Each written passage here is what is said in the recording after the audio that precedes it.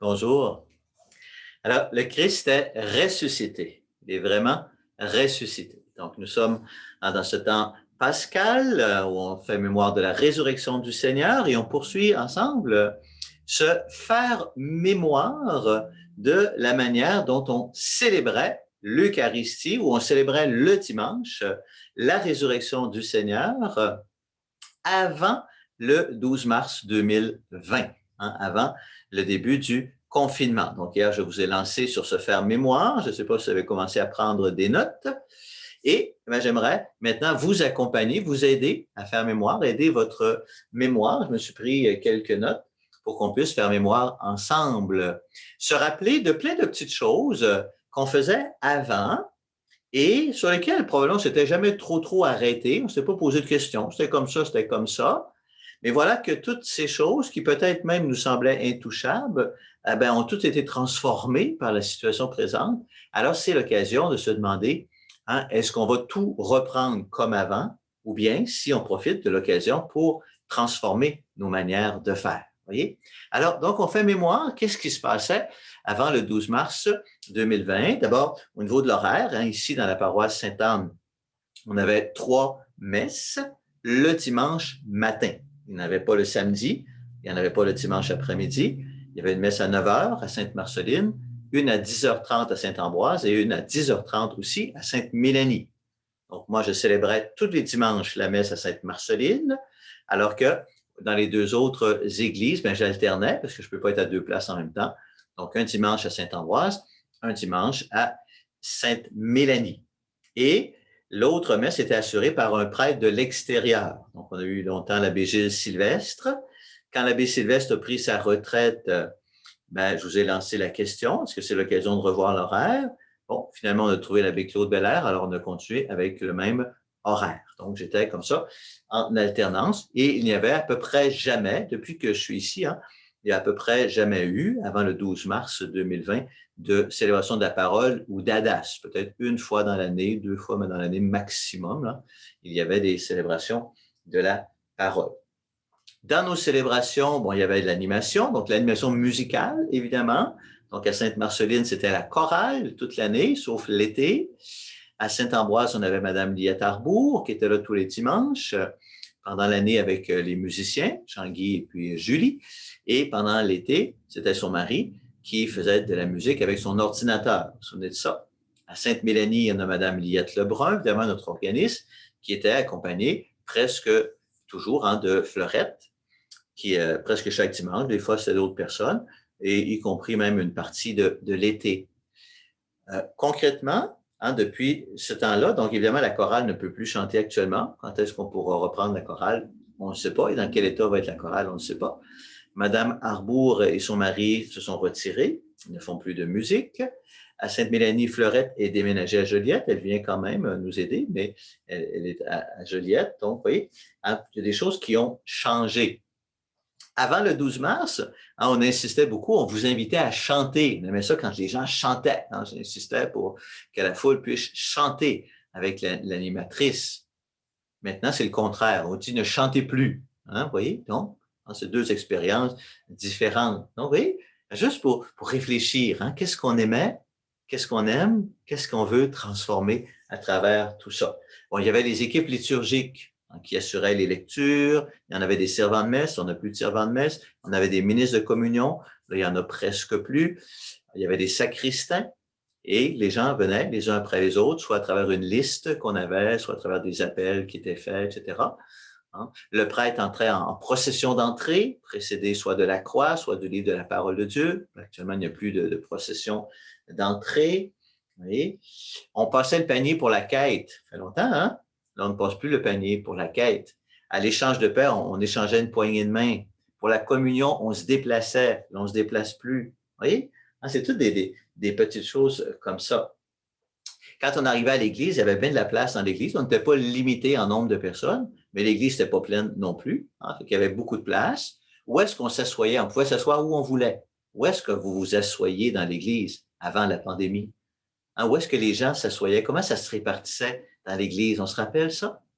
Là, actuellement, on n'a pas le choix. Il faut prendre les bancs hein, qui sont libres, qui ne sont pas barrés. Oui? Donc, c'est dans toutes les choses qui se transforment. Il n'y avait pas nécessairement d'accueil aux portes de l'Église. Il n'y avait pas d'équipe d'accueil aux portes de l'Église. Actuellement, on est obligé d'avoir des équipes d'accueil pour le lavage des mains, les registres, etc. Alors, qu'est-ce qui se passait quand on arrivait à l'Église? Qu'est-ce qu'on faisait? Comment qu'on vivait ça? Et là, aujourd'hui, on a cet accueil. C'est différent. Vous voyez, qu'est-ce qu'on aime? On fait la comparaison. On avait commencé à Saint-Ambroise à avoir ce qu'on appelait les messes missionnaires. Je ne sais pas si vous vous souvenez de ça.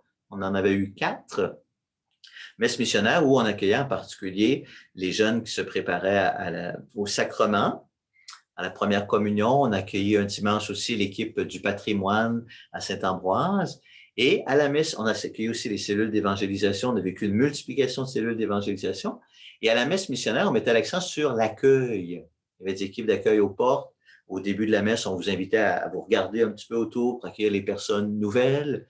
Et à la fin, on offrait la possibilité de partager un café ou un biscuit pour continuer de fraterniser ensemble. C'est des choses qu'on a vécues avant le début du confinement. Donc, c'était comme ça. Et puis est arrivé le 12 mars 2020 où on apprend que les églises vont être fermées. On nous dit au départ que ça va être fermé pour 2 semaines. Finalement, ça a duré 4 mois. Ici, on a réouvert le 12 juillet. Donc, 4 mois où nos églises ont été complètement fermées. Et là, je vous avais posé la question déjà, vous m'aviez répondu, qu'est-ce que vous avez fait le dimanche pendant ces 4 mois? Et la grande majorité des réponses que j'ai eues, c'était, on a écouté la messe à la télévision, avec les avantages que ça a et les inconvénients. Les avantages, c'est qu'on est chez nous, on est bien assis dans notre salon, on peut prendre le temps de méditer, de prier. Ça a été extraordinaire. Les inconvénients, évidemment, si on ne rencontre pas la communauté chrétienne, on ne rencontre pas les autres, on ne prie pas ensemble, on ne reçoit pas la communion, on ne rencontre pas notre prêtre, etc. Voyez? Quelques personnes, mais très, très peu, m'ont dit que pendant que l'Église était fermée, elles se réunissaient avec d'autres pour prier ensemble, avec 2, 3 personnes, ou pour partager la parole de Dieu. Quelques personnes aussi m'ont dit qu'elles prenaient un temps de méditation, non pas avec les textes du dimanche, mais d'autres textes. Elles en profitaient pour méditer sur d'autres sortes de textes qui nourrissaient leur spiritualité. C'est ça qu'on faisait le dimanche. C'est pas beaucoup, hein? Pas beaucoup. Alors, donc, il y a eu cette période. Pendant ce temps-là, évidemment, on a commencé à développer, comme on continue de le faire, l'usage de l'Internet.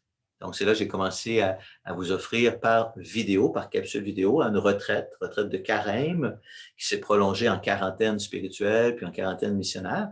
Et finalement, j'ai enregistré entre le 19 mars et le 19 juin l'année passée 73 capsules vidéo.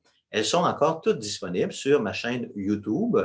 Et vous pouvez aussi y avoir accès via le site Internet de la paroisse. Donc, ça, c'est quelque chose que vous pouvez continuer aussi à reprendre. Donc, c'est ce qu'on a vécu, vous voyez, à partir du confinement.